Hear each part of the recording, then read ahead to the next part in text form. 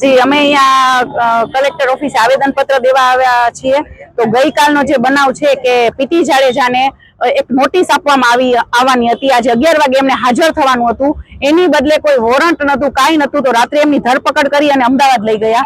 તો એક હું સરકારશ્રીને અપીલ કરીશ કે આ કેવી તાનાશાહી, અને આવા તો રેઢા ગુનેગાર કેટલાય રસ્તા ઉપર રખડે છે, અને જ્યાં નોંધ લેવાની છે, તાત્કાલિક પગલા લેવાના છે। ગોંડલ, તો ગોંડલ તમે તાત્કાલિક પગલા નથી લેતા, કેમ જયરાજથી બધા બીવો છો?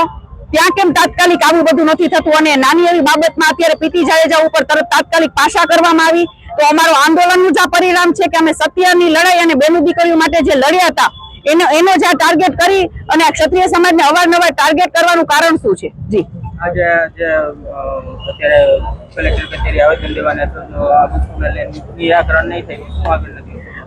અમે અમારું જો નિરાકરણ નહીં થાય, ન્યાય નહીં મળે, તો આગામી સમયમાં રોડ રસ્તા બંધ કરવાની તૈયારી છે।